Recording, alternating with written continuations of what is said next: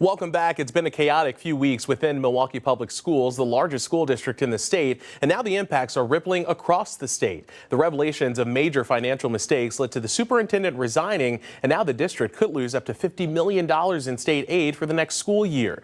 Beyond that, state education officials withheld nearly $17 million for failing to submit financial reports in time. Now it appears that money will soon be released. With that, let's bring in Dr. Jill Underly, the Wisconsin State Superintendent of the Department of Public Instruction. Dr. Underly, welcome back to Upfront. Thank you. So happy to be here. Let's start with that nearly $17 million that was withheld. When will Milwaukee Public Schools get that money? Yeah, so they'll get it as soon as they meet the terms of the corrective action plan. So we anticipate that will be relatively soon.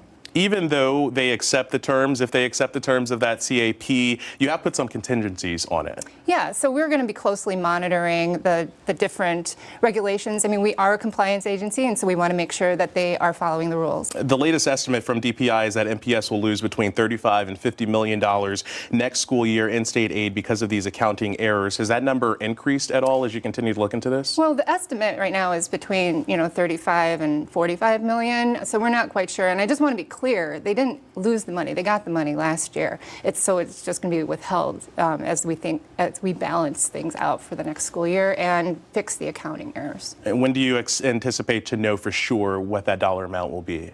Well, the July 1 aid is when that'll happen. DPI has said that it first became aware of all of these mistakes in March. Is that still accurate? Yeah, we didn't know quite then even how bad it was.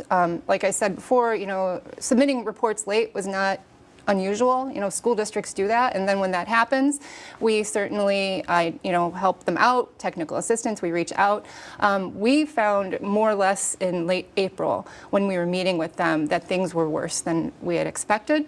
So we stepped up the meetings with them to be daily. When we realized they were not making any progress on meeting those reporting goals, that's when we had taken that extraordinary step to notify their school board on May 24th. MPS was meeting with DPI weekly as of March 15th and then daily. So that was before voters approved the referendum in April.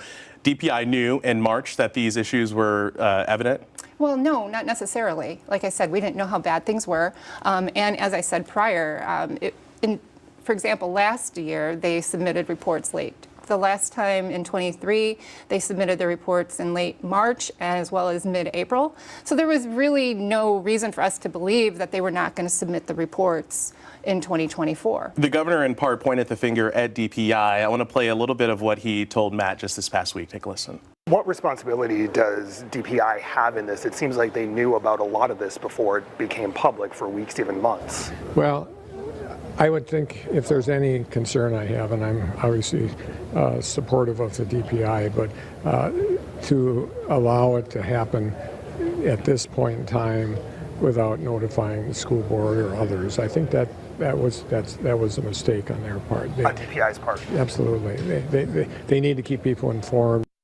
Why didn't DPI make this known before voters approved a $252 million referendum? Yeah, so we're focused on getting MPS back into compliance, and we have not interfered in referendums in the past.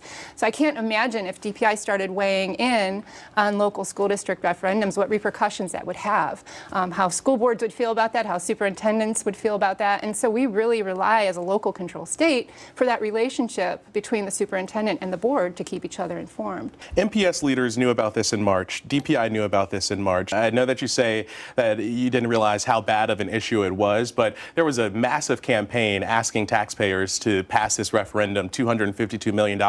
There was never any mention that MPS had been late from MPS officials or DPI. Do you think that that was disingenuous to taxpayers? Well, not at all necessarily, because a referendum is there to help the school district be able to provide programs for kids. We have to do what's best for kids, and passing a referendum is what's best for kids in many all situations.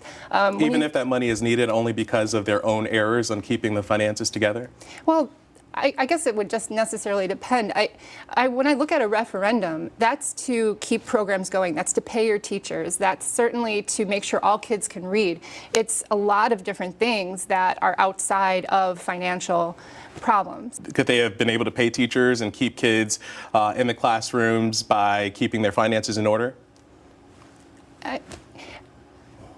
The thing is, it's like we pushed to make this public. All right, and when it comes to financial reporting and it comes to how, the community is informed, we can do better. And we are looking at ways to make that more transparent. But as it is right now, that is something that is between the superintendent and the school board and their community. Dr. Jill Underly, the State Superintendent of the Department of Public Instruction, thank you so much for your time. We appreciate it. Thank you. Up next, the big gig is underway.